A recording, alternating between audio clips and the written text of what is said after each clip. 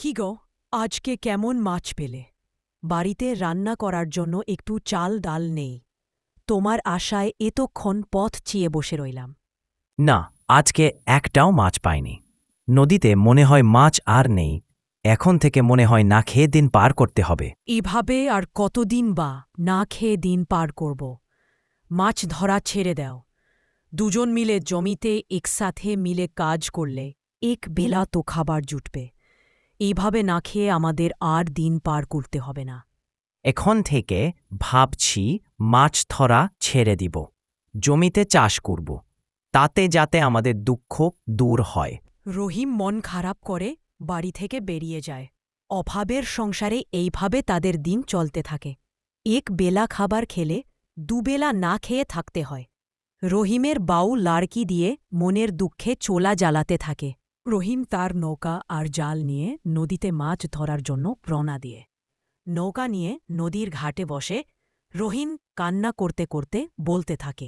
এইভাবে আর কতদিন বা চলবে? একটা মাছ ও জালে আটকা পড়ে না, না খেয়ে দিন পার করছি।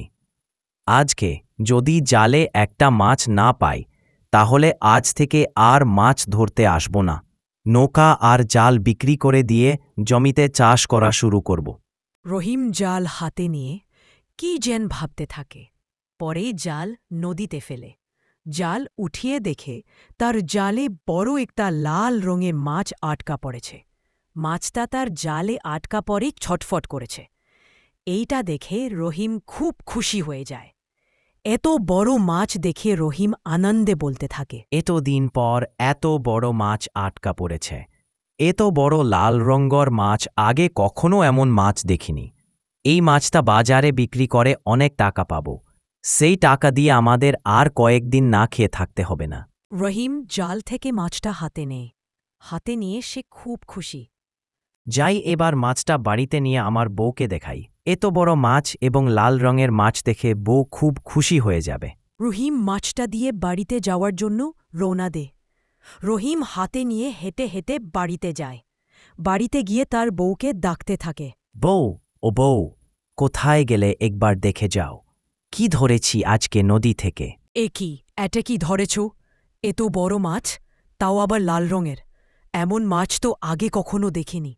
হ্যাঁ গো, আজকে জালে এমন আশ্চর্য বড় লাল রঙের মাছ আটকা পড়েছে।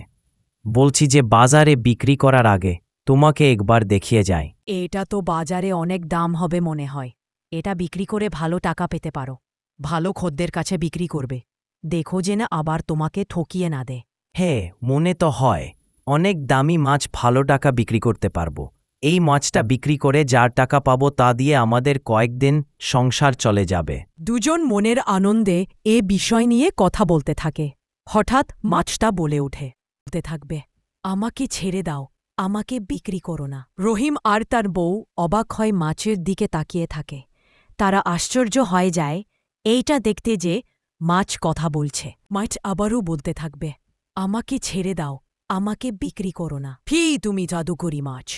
তুমি কি কোনো জাদুকারী মাছ যে কথা বলতে পারো? হ্যাঁ, আমি এক ইচ্ছা পূরণকারী মাছ। যদি তোমরা আমাকে বিক্রি না করে ছেড়ে দাও, তাহলে আমি তোমাদের একটি ইচ্ছা পূরণ করতে পারি। তুমি কি আমাকে বোকা বানাচ্ছে? তোমাকে ছেড়ে দিলে তুমি তো চলে যাবে, তাহলে আমাদের ইচ্ছে পূরণের কি হবে? কিছুক্ষণ চিন্তা ভাবনা করার পর রহিম ও তার বউ বলতে থাকে, যদি জাদুকরি মাছের কথা সত্যি হয়, তাহলে তাকে আমরা ছেড়ে দেই, আর আমাদের একটাই ইচ্ছে তো সে পূরণ করবে। রহিম তার বউ কথা অনুযায়ী মাছকে ছেড়ে দেওয়ার জন্য নদীর ধারে যায়। দেখো জাদুকরি মাছ, তোমাকে আমি ছেড়ে দিলাম।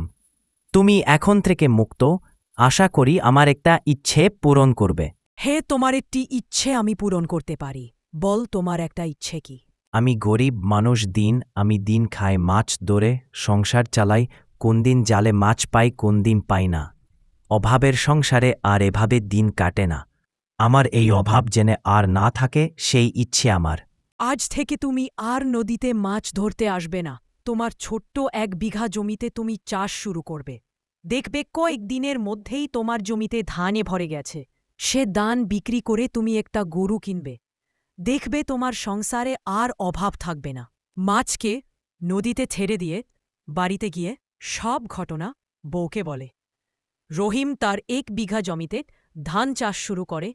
কিছুদিনের মধ্যে তার মরা ধান ক্ষেত ফসলে ভরে যায়। সে মহান আনন্দে সে ধান বাজারে বিক্রি করে। ধানের টাকা দিয়েছি গরু কিনতে, গোয়ালের কাছে যায়। এই সাদা দুধ ওয়ালা গরুটা কত টাকা বিক্রি করবে, তা আমি যত টাকাই হোক এ গরুটা আমি কিনতে চাই। গরু নিয়ে সে বাড়িতে এবং সে ধানের ক্ষেত থেকে ধান বিক্রি করে সে একটা পাকা দালান তৈরি করে। আমাদের আর অভাব সংসার নেই, আমাদের আর না খেয়ে দিন কাটাতে হবে না। এখন থেকে আমরা একবেলা খেয়ে আরেক বেলা না খেয়ে দিন পার করব না। এখন থেকে জমিতে চাষ করে যা দাম পাব তা দিয়ে আমাদের সংসার সুন্দর করে চলবে। এভাবে গরিব জেলে রহিম তার ভাগ্য খুলে যায় এবং তাদের আর অভাবে দিন পার করতে হয় না। আর সেই নদীতে রহিম মাছ ধরতে যায় না।